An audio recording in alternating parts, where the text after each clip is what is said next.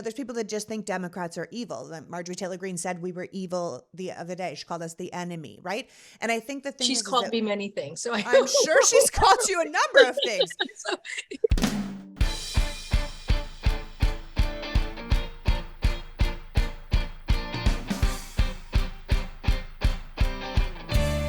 Hello, and welcome to the Politics Girl podcast. I'm your host, Lee McGowan. Welcome back, and happy 2023. I hope you guys had a restful and happy holiday, and that everyone's health was good. My husband was on crutches, and I spent a little time in the ICU, but we're all good now, so let's get into it. Today's pod is a candid conversation with White House Press Secretary and longtime advisor to President Biden, Karine Jean-Pierre. Born on the island of Martinique and raised in New York, Karine attended Columbia University and worked in, among other things, at the Center for Community and Corporate Ethics, pushing major companies to change their business practices for the better, and as a regional political director for Obama's 2008 and 2012 campaign. Prior to her role as press secretary, she served as a senior communications official in the Biden administration, for the Biden campaign, and worked in the communications department for the then Vice President Biden in the Obama administration. Karine was also Chief Public Affairs Officer for Move On and a political analyst for NBC and MSNBC. I'm having her on today to help us break down where America is from the perspective of the president and his administration as we go into this new year with a new Congress. A new Congress that is, so far, let's say, problematic. So without further ado, please welcome my guest, White House Press Secretary, political advisor, and communications guru, Karine Jean-Pierre. Welcome, Karine. hello, thank you so much for having me, and Happy New Year. Happy New Year. 2023, here we come. Oh my gosh, here we come. Well, thank you for joining me. I know how busy you are, and I just really wanted people to get an update directly from the administration as to what you guys are hoping to see or what we're working on as we go into the new year. So look, coming off, as we see it, a successful 2 years of the president's administration. If you think about the bipartisan infrastructure legislation, we were just in Kentucky this week where the president attended an event at a bridge where we had Republicans and Democrats coming together, the Democratic governor of Kentucky and the Democratic governor of Ohio. You had even Senator Mitch McConnell, and we talked about how when we do big, bold things and we bring people together, and the president always talks about this, reaching across the aisle, you can actually deliver for the American people. And so those are the things that are going to be so important to the president. He's going to make sure that, we deliver on finding that common ground, because that's what we saw in the midterms. I know you covered that and you talk to folks about it. After the midterms, the thing that the American public said to us is, you guys have to work together. You guys have to work across the aisle and find that common ground. So that's what the American people are doing. That's what we want to continue to make happen. The president has long-term priorities. If you think about making the tax code fair, if you think about lowering costs for middle-class families, if you think about passing an assault weapons ban, if you think about strengthening our alliances abroad after what happened before he got in to office, all of those things are things that the president thinks about every single day. And that's how we're going to forge ahead into 2023. Yeah, absolutely. I mean, obviously, we hear plenty of criticism of the Biden administration from right-wing media and pundits and politicians. But the truth is, the Biden administration has already been the most successive legislative record since LBJ and has accomplished more in the past 2 years than maybe any other administration in history. And it shouldn't be necessary, but I think people need to be reminded of their successes, especially after this ridiculous week with the Republicans in the House. I feel like people should just be retiring this kind of Dems in disarray from the lexicon, right? Like, absolutely. If we go over the accomplishments from the past 2 years, just to jog people's memories, you just mentioned a bunch of them now, right? But these things that have happened in the past 2 years were legislative accomplishments, but they're going to become tangible accomplishments that people are actually going to be able to see because, as we say, signing a bill to fix a road and bridge is different than people actually getting a job to fix a road or someone driving over a bridge that's no longer collapsing. I mean, you're talking about this event that just happened in Kentucky. Yeah. This is a bridge, so people don't know. It's a bridge between Kentucky and Ohio that people have said for decades, this bridge is falling apart. it's going to fall into the wall. Like, please fix it. Please fix it. And every time we say, we're going to fix this bridge, and we do not fix this bridge. And today, this bridge is getting fixed because of what happened, right? Like, so if you don't mind, I'm just going to walk through a couple of the highlights of the accomplishments. Is that annoying to you if I'm talking at you? Okay.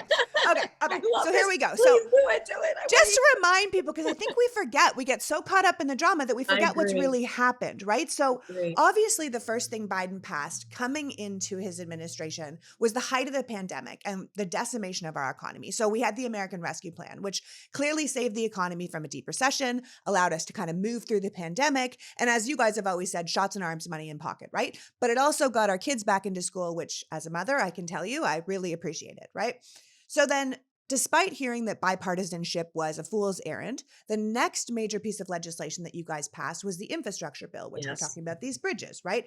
Which we're going to start really seeing take effect over the year. You know, as I've said before, the projects in this bill are going to create really good paying jobs for the American worker while fixing our crumbling bridges and our airports and our train stations and our roads and our sewers. Like, Donald Trump wasn't wrong when he was like, these airports are like a third world country. Sometimes our airports do not function the way they should, and we're going to start fixing that. But we're also going to start seeing the promised universal broadband expanding across the country and getting all those lead pipes that are slowly poisoning communities replaced. This is stuff that will really affect the American people. And then you mentioned it, gun safety legislation. The first time in 30 years, we passed some form of gun safety legislation. Now, was it everything we wanted? No.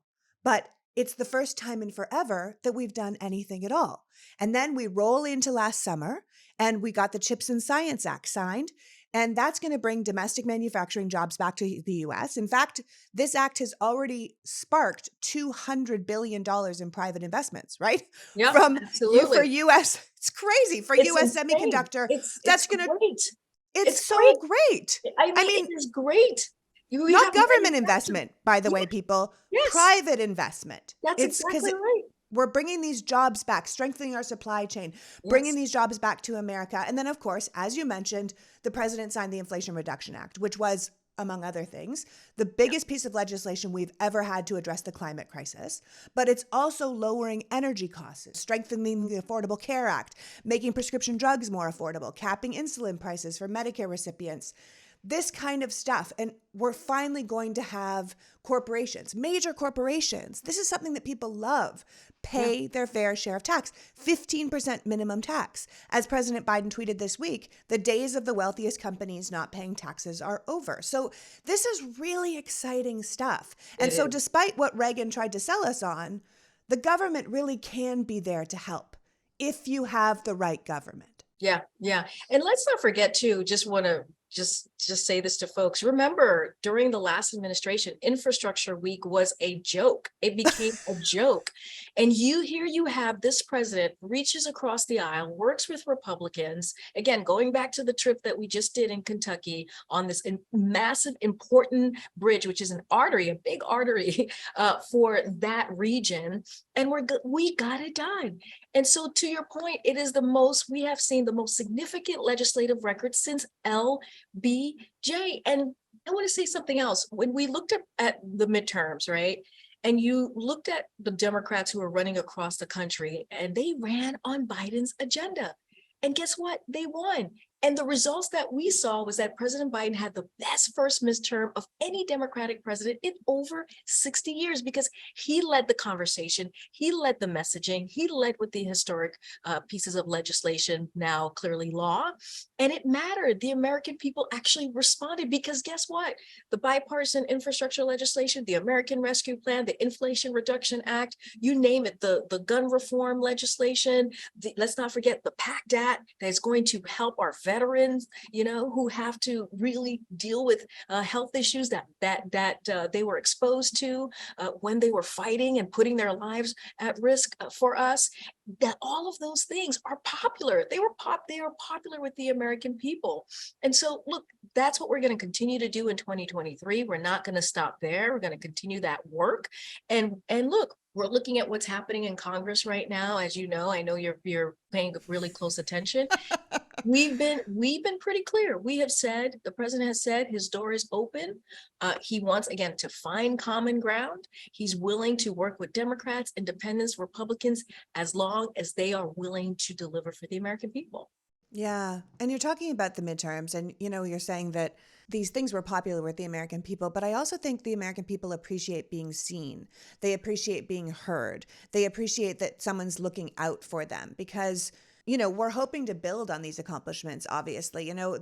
As Congressman and the new chairman of the Democratic House, Hakeem Jeffries, pointed out, these things that you and I are discussing, these are only the highlights of what the Democrats did over the past 2 years. And I'm sorry if I sound like some spokesperson for the administration right now, but honestly, you're doing a great job. But I don't mean to, I'm so very hard-hitting journalism on my part, but there's just so many great things coming up, and this chasm between the administration you're working for and the opposition and what they're working for, that I feel like I need to gush a bit because it's hopeful stuff, and people deserve to feel hopeful. It is. And you hit it right on the mark. The president says this all the time. He says two things. He's an optimist. He believes that we need to be optimistic for the future of this country. He said it recently, and he says it all the time. He said it on New Year's Eve. If folks were watching Rockin' Eve, Dick Clark Rockin' Eve, he and the First Lady were on the network and did kind of took a couple questions, and he said that. And the other thing that he says is that you can define this country, American people, by one word, which is possibilities. And that is something that he says all the time because he truly believes it. And that's how he leads, right? He leads with understanding that we know that we can be better. We want better. Even though there are some fractions out there, some extreme fractions who are trying to take us backwards. He wants to move this country forward. And here's the thing. The midterms, American people said that. They spoke very loudly. If you think about the Democrats gained governor mansions, they flipped state legislatures, won key Secretary of State races, and minimized losses in the House of Representatives, right? And remember, you were covering this. There was supposed to be a red wave. There was supposed to be a red wave. It didn't happen because of what Democrats ran on, because of what this president did over the last 2 years. It resonated. And to your point, and what you said was that, the American public felt seen. Yeah. I feel incredibly grateful for the Democratic accomplishments that are already in motion right now, especially since it looks like the Republican House is going to have a lot of trouble getting anything accomplished over the next 2 years. As we watch the chaos unfold in the House right now, which by the time this airs will probably have been figured out. I think we're on the 7th vote right now, so who knows? By the time this airs on Tuesday, we could be on the 45th. But however it goes, it's not looking great for governance for the next 2 years. So I think it's best to remember that so many of the good things we're going to see over the next 2 years are being undertaken and set into motion. That's right. From things that have already been done. And we should probably keep in mind that the Republicans voted against a lot of it, right? They voted against helping American families. They blocked legislation to raise the minimum wage, protect women's bodily autonomy. They voted against the childhood tax credit. They voted against veterans. They voted against capping insulin. They voted against college students and debt forgiveness. They voted against the Dreamers and the environment and voting rights. So watching the Republican House majority now, it feels incredibly smart of the 117th Congress, the last Congress, that they got a budget passed before the year ended, because I think it's quite obvious that we probably avoided a government shutdown by agreeing to a budget that will fund them at least through September, so that the 118th Congress, which is what we have right now, couldn't mess it up too badly off the top. But what I find so interesting when you talk about the president, though, is that as we watch these things that unfold, and that will benefit the American people in the next couple of years, I think we really need to keep in mind that for the most part, these things were done not because of Republicans, but in spite of them. And yet, President Biden is still feeling very hopeful about bipartisanship. And that's what you're talking about. So can you walk me through the thinking on that? Yeah, I think, look, if you have followed President Biden's career as a senator, he believed in bipartisanship. He believed in reaching across the aisle and doing big things and doing bold things, which is why I keep talking about the bipartisan infrastructure legislation. As during his campaign, he talked about reaching across the aisle and doing big things. And as president, we've actually seen him take action in doing that. And here's the thing, I think when we do that, when we are able, and I think this is how he sees things, when we are able to come together, we change the trajectory for the American people. When we can come together, we can do big, bold things that are going to change lives. Look, and just to go back again, just a little for a second, look, the president promised to rebuild the backbone of the country, to do that with the middle class, and he's delivering, right? He has delivered on think about the unprecedented job creation, 10.5 million new jobs. That's what he was able to do. Let's not forget when he walked into the administration, and you touch on this a little bit, we were dealing with an economic crisis. We were dealing with COVID that was, I think, what, thousands of people were dying a day when the president walked in. And he put together a comprehensive vaccination program so that schools could be open. I have an 8-year-old, so I feel you. Right? You're like, I'm not good at this. Teachers should be paid way more. Right.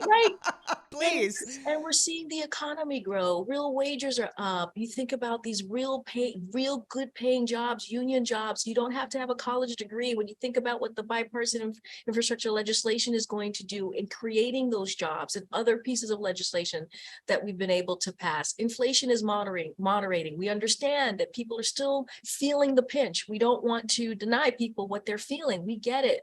But again, the president has been able to get gas prices lower because of the work that the historic actions that he took. Look, this is someone when people always say to me, wow, your job is so hard. I don't know how you do your job.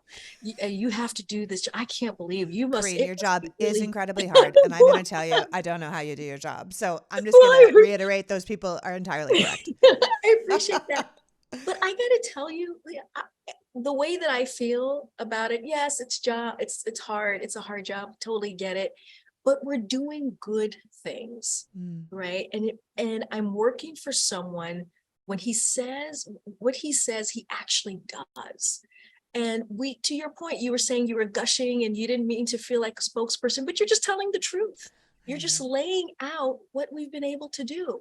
And so that actually makes my job easier.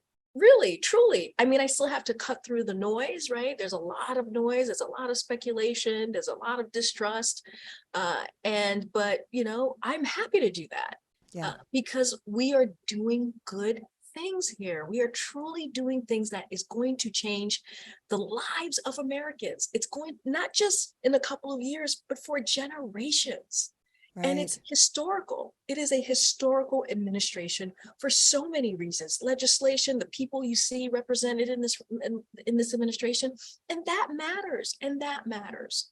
And I think even with the chaos we're looking at, I really think the American people are going to be able to start seeing some of these successes because it is different. When we had Ron Klain on the show after the midterms, he said, there's a difference between cutting a ribbon in front of where a factory will be and a factory being there for people to go to work at. And that's totally different, right? It's, obviously it's impossible for you and I to talk without looking at what's happening with House leadership elections, right? It's clearly not gone the way Kevin McCarthy and the majority of the Republican House members were planning. We're in a position now where we can see that this House Freedom Caucus really has no interest in governing at all, and negotiating with them or giving them concessions, all of which Kevin McCarthy has done, it doesn't work, right? Because if negotiations mattered, if giving concessions mattered, then they would already be voting for Kevin McCarthy at this point, but they still won't vote for him. So I think we can safely extrapolate that this is how they're going to govern. And I use that term loosely because this isn't governing. This group of sort of insurrectionist apologists and extremists clearly has no interest in the actual governing part. So how does the Biden administration hope to handle this problem with this particular group? Or do they hope that there'll be a Democratic consensus and then we can get, reasonable Republicans to vote with the Democrats? Because that seems like a more reasonable plan because, So, not electing a speaker, sorry to cut you, but not electing a speaker on the first vote, people need to understand this hasn't happened in a century, right? This is not a great sign for business of running the country. If the Republicans can't even vote on their own leader, if they can't even agree on their own leader, it's going to be very hard to see them working across the aisle to work for the American people. And so I see President Biden as someone who really wants to appeal to people's better angels, but I also think he's a career statesman. And I think he understands that there's got to be representatives in that House right now who still have their head in the game of government. And I know that Hakeem Jeffries himself just said, we're looking for partners to solve problems for the American people.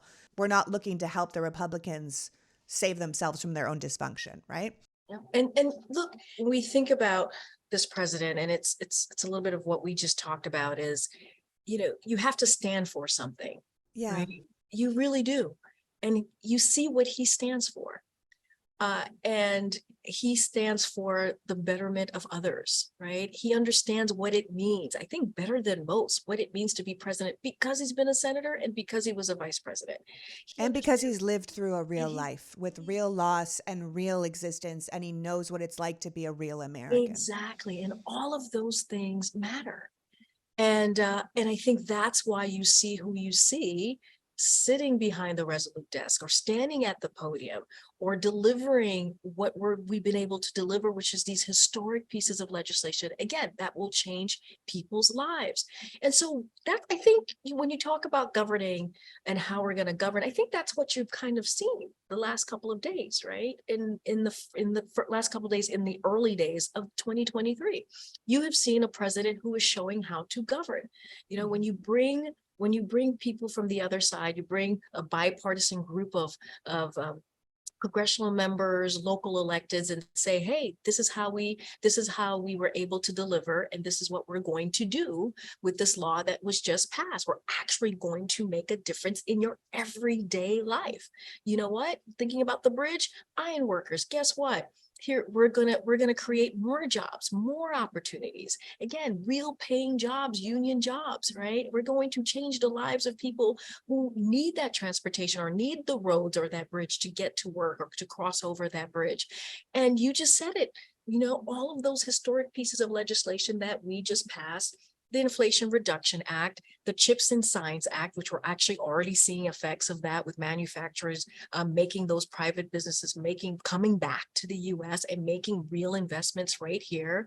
We're already seeing it with the bipartisan infrastructure. We're going to see the implementation of those incredibly important historic pieces of legislation. So that's how we're going to govern, right? We're going to move forward with all of the great things that we have done and really make sure that the people feel it, right? They actually feel the work that we have done the last 2 years. And that's how we're going to show how to govern. And that's how we're going to continue to govern. Yeah, showing how to govern, leading by example, being the change you want to see in the world, that kind of stuff. Like just saying, this is what it looks like when you work with other people and you lean across the aisle and you keep doing that. Exactly. And also, I always say it's going to be showing, not telling. We're never going to be able to explain to people why they should, there's people that just think Democrats are evil. Marjorie Taylor Greene said we were evil the other day. She called us the enemy, right? And I think the thing she's called me many things. So I'm sure she's called you a number of things. Anyway, but she's not, here's the thing. If you're being called the enemy all the time, there are American people who believe that. And so what you have to do is you can't just say, but we're not the enemy. You have to show that we're not the enemy. And I think that that's going to be more effective than trying to talk our way out of this. It's going to be showing our way out of this. Oh, absolutely. We all start the new year thinking this is it. This is the year I'm going to be healthy. At least I think most of us do. But if you want to pick up a habit that you'll honestly stick with, something that's truly going to make you feel better, something that will actually give you energy and improve your sleep and improve your health and hair and skin, then I would highly recommend you start the year experiencing Athletic Greens. Just 1 scoop in water on an empty stomach gives your body all the nutrition it craves. It covers your whole day's nutrition and supports your long-term health. This easy daily habit allows you to absorb 75 high-quality vitamins, minerals, whole food sourced ingredients. It's a routine that will actually pay off. And so many people in my life will attest to that. Athletic Greens was founded in 2010, and it's been part of millions of mornings ever since. So if you're looking for a simple and cost-effective supplement routine, try Athletic Greens.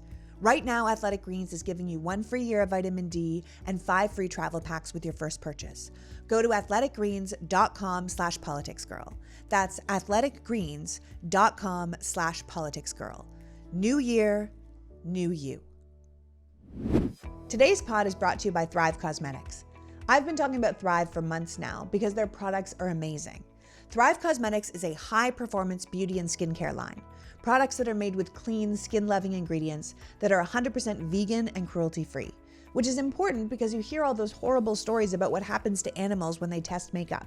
Well, that doesn't happen at Thrive. Plus, Thrive spells their name Cosmetics for a reason, because for every purchase you make supports organizations that help communities thrive. The thing I keep going on and on about is their mascara. Thrive makes what's called Liquid Lash Extension Mascara, which is the first vegan tubing mascara on the market and the best-selling product for a reason. Liquid Lash Extension Mascara lengthens the lash from root to tip, mimicking the look of lash extensions without glue or expensive salons. It lasts all day without clumping, smudging, flaking, and the best part is the removal. Because it's a tubing formula, it slides right off, just with warm water. No soap or eye makeup remover required. It's such a pleasure. I'm also obsessed with their sheer strength hydrating lip tint. I'm not much of a lipstick girl. I just never was. I never mastered it. But Thrive's hydrating lip tint keeps your lips moisturized for up to 6 hours with just a hint of color. It's lightweight, non-sticky, and hydrates your lips over time so they're visibly softer and smoother. It comes in 6 shades, so you can just pick the one that works for you. And Thrive isn't just making you look good, they're out in the community doing good. With Thrive's Bigger Than Beauty mission, for every product purchase, they donate to numerous causes. Right now, Thrive has partnered with over 300 giving partners across the country. So don't take my word for it. Try Thrive Cosmetics for yourself. Right now, you can get 15% off your first order when you visit thrivecosmetics.com/politicsgirl. That's Thrive Cosmetics, spelled CAUSEMETICS.com/politicsgirl for 15% off your first order. So if you had to leave us with one thought or one idea for people to look out for as we go into 2023, what would that be? Because we know, we can hear from these things what the administration wants to do for us, but what can we do to help facilitate that for ourselves? How can we help make the country better? I got to tell you, I kind of said it already, which is, just reiterating who this president is. Right. He is optimistic. He believes that we can still all come together and get big things done. We saw that. Just think about it. In the 2 years, we saw getting big things done in this political climate. The president was able to do that. So we have to continue to have optimism. And, he said, and I already said this, and I want to reiterate this because it's so true, and it is who he is, and what he says is that one word: possibilities. Right. And he says this to us all the time. We have to keep the faith. We have to. And that's what I want the American people to know. And those are not my words. Those are the president's words. As his spokesperson, I am sharing with you who he is and how he believes and sees the world and sees our country. And I think we have to continue to do that. We're going to continue to fight, right? We're going to continue to fight for women's rights. We're going to continue to fight for people to make sure that there's an economy that works for everyone, an economy that's built from the bottom up, middle out. We're going to continue to do all of those things, right? There is still a fight. You got to fight for the soul of our country, the soul of our nation. Absolutely. We also have to be optimistic and know that, we are a great country. And there are possibilities out there for us. And that's how he sees the future. Yeah, I think we've become jaded as a people. I think optimism doesn't come naturally to us, or we feel like we're fools and the ground's going to be pulled out from under us if we believe and hope in things. But I think that, especially watching the contrast, we can see that the Democratic Party really does want to make change, does want to do better by the American people. And I think it's possible to tell people, it's okay to hope. It's okay to believe. It's okay to believe that government can actually do good. And we should continue to elect people that believe that. Amen. I want to thank you for joining me today, Karine. Thank you I so appreciate much. your work so much. And I so look forward to watching what a hopeful administration with a party looking out for the people can continue to deliver as we head into this second half of the president's first term. So I thank you for appreciate it. being Thank here. you for the opportunity. Thank you for all that you do. Thank you so much. I really appreciate this time. So that was Karine Jean-Pierre, White House press secretary, reminding us amidst all the chaos to keep the faith. That we have an administration that believes in this country, in its people, and in the ability of government to do good. That no matter what is thrown at the fan over the next 2 years, we are still going to see the success of already passed legislation unfolding in our lives. And no matter how jaded we might feel, we should remember that we have leadership who remains optimistic, who still believes in the best of its people and will lead by example to bring the best out of all of us. I want to thank Karine for joining us today and you for caring enough about democracy to be here. Happy New Year. Until next week, PGF. The Politics Girl podcast is written and performed by me, Lee McGowan, in partnership with the Midas Media Network, and produced and edited by Happy Warrior Entertainment. All rights reserved.